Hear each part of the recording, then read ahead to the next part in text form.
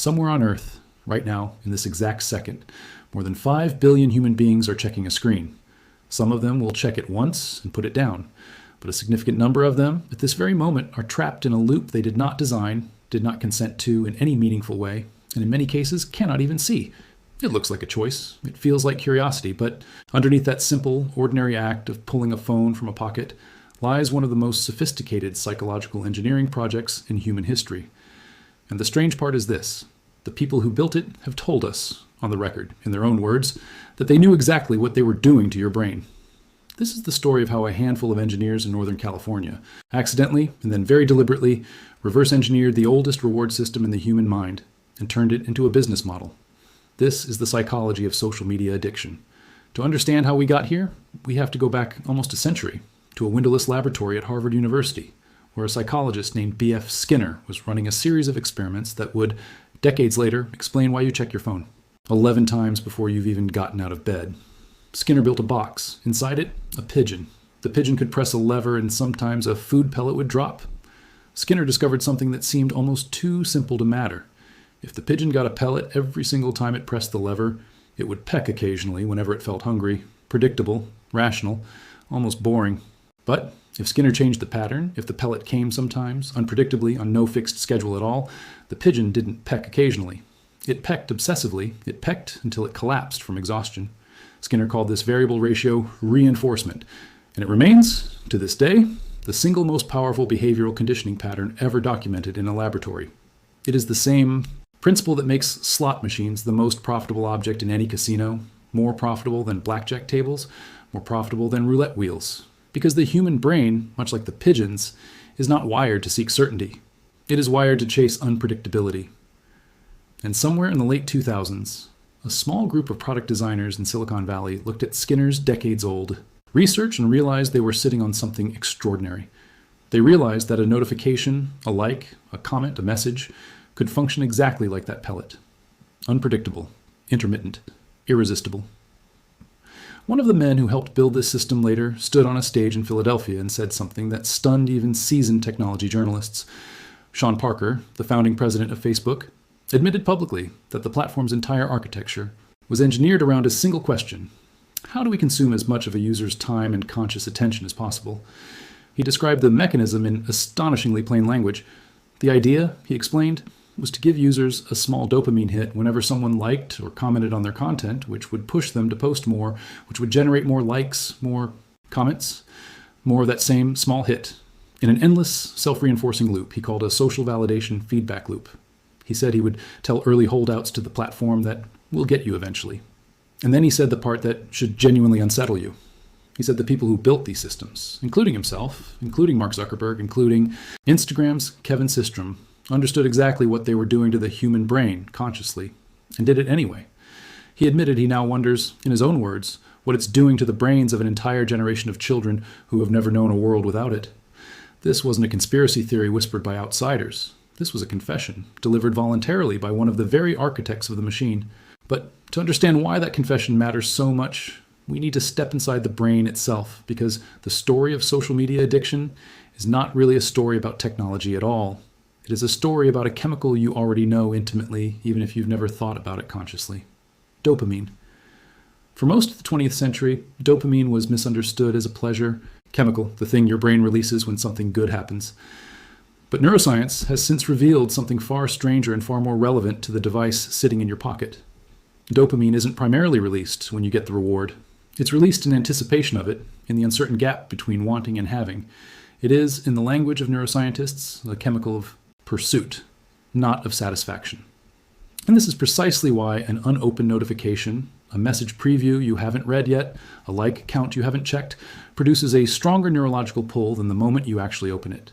The itch is more powerful than the scratch, which means the platforms in your pocket were never really designed to make you happy. They were designed to keep you wanting. Now here is where the story takes a darker turn, because for years, the companies building these systems insisted, publicly, that any concerns about their effects on the human mind were speculative, exaggerated, unproven. And then, in the fall of 2021, that public position collapsed almost overnight. The Wall Street Journal obtained a trove of internal documents from inside the company that owns Instagram, research the company itself had commissioned, research it had never intended the public to see. What those documents revealed was extraordinary. One internal slide, presented to the company's own senior researchers, stated plainly that the platform made body image issues worse for 1 in 3 teenage girls who used it. Another internal study found that among teenagers who reported having suicidal thoughts, a meaningful share, roughly 1 in 8 British users and about 1 in 17 American users, specifically traced those thoughts back to the app. Internal researchers wrote, in their own words, on the company's internal message boards, that teens blamed the platform for increases in anxiety and depression, and that this reaction was unprompted and consistent across every group they studied. The company's own scientists had concluded years earlier that negative social comparison, the corrosive habit of measuring your body, your face, your life against a curated highlight reel of everyone else's, was demonstrably worse on this platform than on its closest competitors. And yet, publicly, the company's chief executive told the United States Congress that the research on children and mental health was, in his words, inconclusive. Here was a gap laid bare in black and white between what a corporation knew privately. This is where the story stops being about one company and starts being about all of us. Because in May of 2023, the United States Surgeon General, Dr. Vivek Murthy, took the unusual step of issuing a formal public health advisory, a category of warning typically reserved for crises like the dangers of tobacco. The advisory laid out the scale of the exposure in stark numbers. Up to 95% of American teenagers between 13 and 17 reported using a social media platform, and more than a third said they used it almost word what Facebook's own internal researchers had found years earlier. Nearly half of adolescents reported that social media made them feel worse about their own bodies. And critically, the advisory pointed to something biological, not just behavioral. Adolescence, it explained, is a uniquely sensitive window for brain development, a period when the brain's circuitry for identity, self-worth, and emotional regulation is still being actively wired, which means the platforms aren't simply influencing behavior in teenagers. They may be shaping the architecture of a developing brain during the exact years that architecture is most vulnerable to being shaped. To understand exactly how vulnerable, scientists at UCLA designed an experiment that placed that vulnerability under direct observation inside a brain scanner. Neuroscientist Lauren Sherman and her colleagues recruited a group of teenagers and showed each of them dozens of photographs, some their own, some belonging to others, while measuring real-time activity inside their brains using functional MRI. Each photo displayed a number of likes. Though unknown to the teenagers, the researchers had secretly manipulated those numbers. The results were striking. When teenagers saw their own photos displaying a large number of likes, researchers observed a surge of activation in a part of the brain called the nucleus accumbens, a central hub of the brain's reward circuitry, alongside activity in regions tied to social cognition and visual attention. This is the same neural region that lights up in response to winning money, or eating chocolate, or, in more extreme contexts, using addictive substances. Researchers also noted that this particular reward circuit is thought to be especially sensitive during adolescence itself, meaning teenagers may be neurologically primed to respond to social validation with unusual intensity at precisely the moment in life when platforms are engineered to deliver it in unlimited, unpredictable quantities. Perhaps the most unsettling finding of all was behavioral, not neurological. Across every category of photograph, neutral images, risky images, and even their own personal photos, teenagers were consistently more likely to click like on an image if it already appeared popular, regardless of its actual content. In other words, the number itself, detached from anything real, was enough to override individual judgment. The brain wasn't really responding to the photograph, it was responding to the crowd. This raises an uncomfortable evolutionary question. Why would the human brain be built this way at all? Why would a species evolve to be so exquisitely sensitive to something as arbitrary as a number next to a photograph? The answer takes us back hundreds of thousands of years. Long before screens, long before language even, to the small, tightly bound social groups our ancestors depended on for survival. For most of human history, being liked by your tribe wasn't a matter of vanity. It was a matter of life and death. Exclusion from the group meant losing access to food, protection, mating opportunities, safety from predators. Anthropologists studying hunter-gatherer societies have long noted that ostracism, being cast out of the group entirely, functioned as one of the most severe punishments a community could inflict, often more feared than physical violence itself, because a lone human being on the open savanna, stripped of the group's collective vigilance and shared resources, faced odds of survival that dropped precipitously. The brain that survived under those conditions, generation after generation, was the brain exquisitely tuned to monitor social standing in real time, to feel a jolt of anxiety at the faintest sign of rejection, and a corresponding rush of reward at the faintest sign of belonging. That ancient circuitry never disappeared. It did not get quietly retired once humans began building cities, writing books, and eventually inventing electricity. It is still running, unmodified, inside the skull of every person scrolling through a comment section today, still scanning for the same ancient signals of tribal acceptance or tribal danger, even though the tribe in question is now an audience of strangers scattered across the screen. The tragedy and the genius of the systems built in Silicon Valley is that a small group of designers found a way to trigger that ancient tribal alarm system using nothing but pixels and a notification badge, an achievement our evolutionary history never prepared us to resist, because evolution is remarkably slow and the smartphone arrived remarkably fast. Consider for a moment just how mismatched the timelines really are. The neural architecture governing social reward took hundreds of thousands of years to be shaped by natural selection, refined across countless generations, living in groups rarely larger than a few dozen people, where every face was familiar and every relationship carried real, tangible stakes. The modern social feed, by contrast, has existed in its current, algorithmically optimized form for barely more than a decade. In evolutionary terms, that is not even the blink of an eye. It is closer to nothing at all.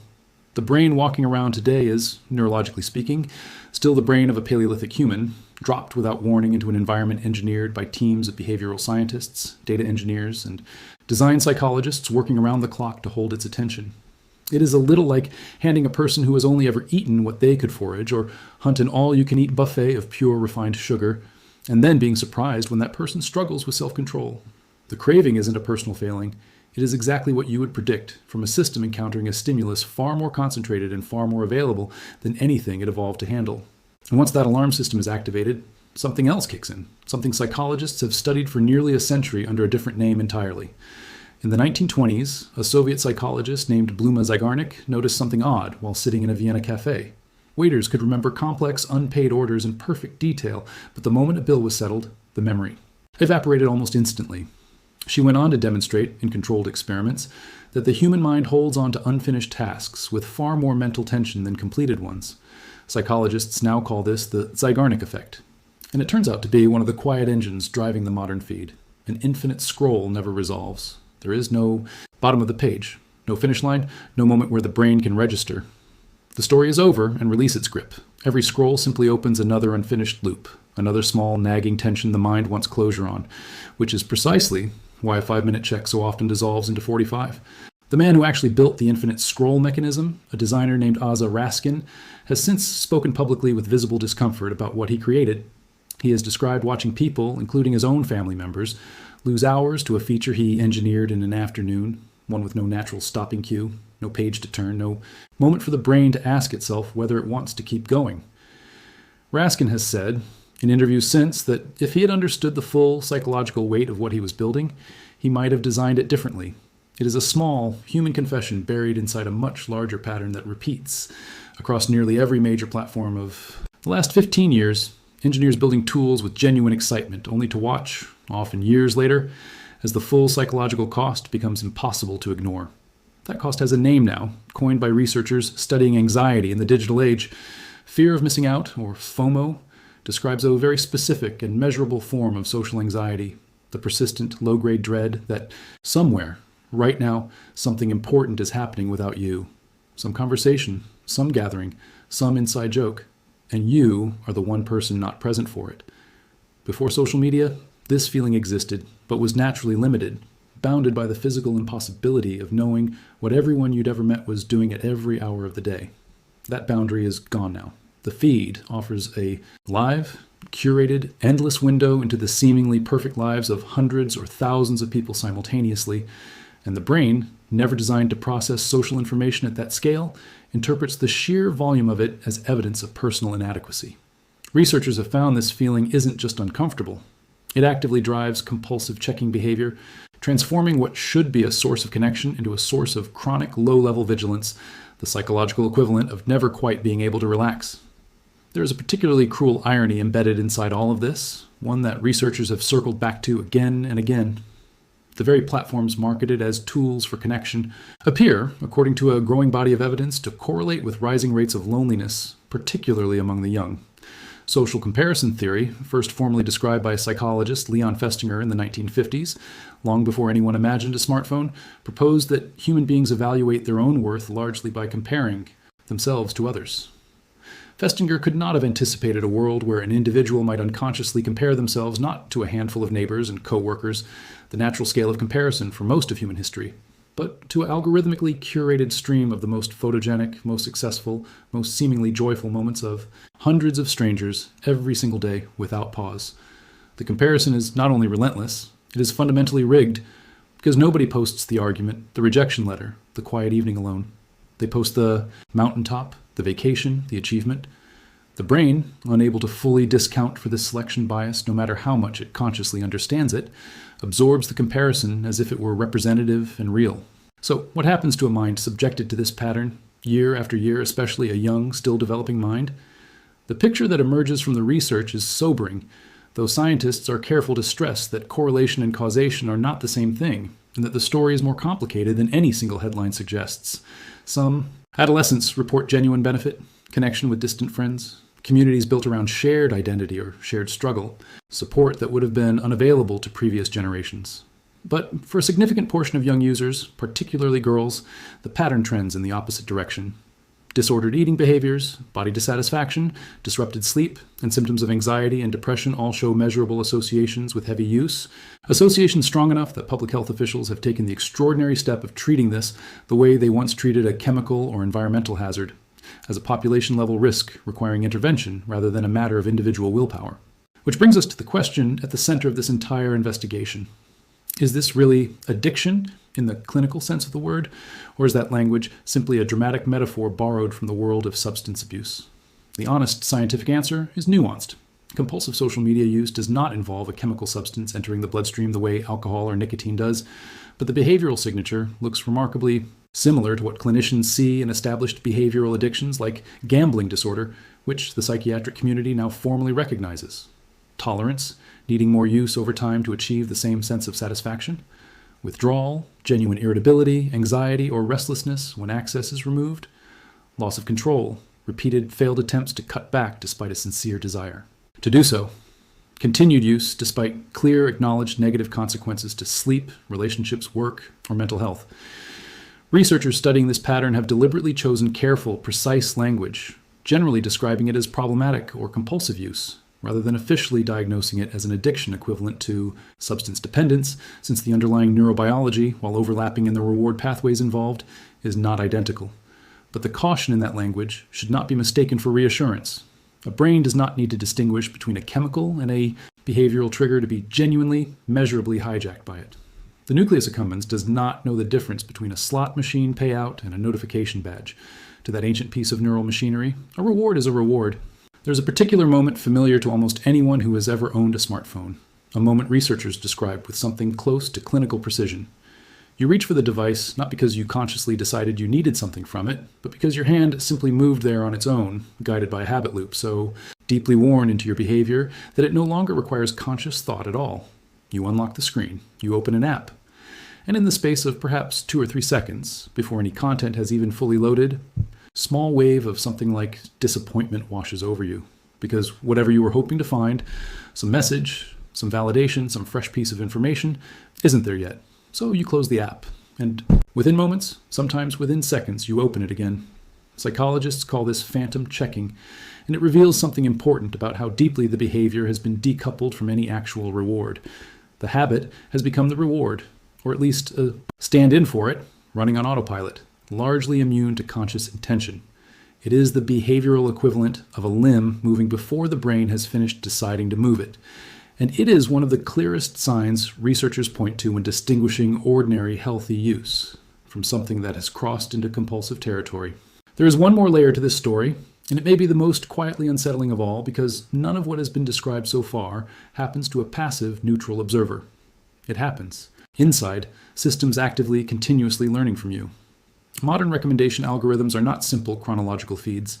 They are adaptive engines, trained in real time on every second you linger, every video you rewatch, every post you pause on without even liking it, refining, with each interaction, an increasingly precise model of exactly what will keep your particular nervous system engaged a little longer. This creates something researchers and former insiders have described as a fundamentally asymmetric relationship. On one side sits a single human brain, running on instincts shaped by hundreds of thousands of years of evolution in small tribal groups. On the other side sits a system with access to the behavioral data of billions of people, optimized continuously by some of the most capable engineers and data scientists in the world, with a business model directly tied to the number of minutes it can extract from your day. It is not, in any meaningful sense, a fair fight. And yet, the story does not end in despair, because understanding a mechanism is the first step toward reclaiming power over it. Psychologists and behavioral researchers studying digital well-being point to something genuinely hopeful. The same brain that can be conditioned into compulsive checking can, with deliberate effort, be reconditioned. Habits slightly less convenient, since even a few extra seconds of effort can interrupt the automatic, unconscious nature of the behavior, long enough for the more deliberate, reflective parts of the brain to reassert control. Public awareness itself has become part of the intervention. When Sean Parker described his own product as something a hacker would build to exploit human weakness, when internal corporate research quietly acknowledging harm to teenage girls became public knowledge, when a surgeon general took the rare step of issuing a formal health advisory, something shifted. The mechanism, once invisible, operating silently in the background of billions of daily decisions, became visible. And a mechanism you can see is a mechanism you can, at least partially, resist. There's also a quieter, less discussed dimension to this story, one that researchers are only beginning to fully map. And it concerns not the extremes of clinical addiction, but the vast, ordinary middle ground where most of us actually live. Not every person who feels the pull of a notification is on the path to crisis. Most are not. But the research suggests something perhaps more unsettling than addiction in its most severe form, a kind of low-grade chronic erosion, 1,000 small withdrawals of attention from the present moment, each one seemingly harmless in isolation, that accumulate quietly across months and years into something researchers have started calling continuous partial attention. A state in which the mind is rarely fully present anywhere, always holding a portion of itself in reserve, ready to check, ready to respond, ready to scroll. Conversations become subtly shallower when a phone sits face up on the table between two people, a phenomenon researchers have measured directly, finding that the mere visible presence of a device, even one nobody touches, measurably reduces the depth and empathy of the conversation happening around it. Sleep, one of the most biologically non-negotiable functions of the human body, is quietly sacrificed as well.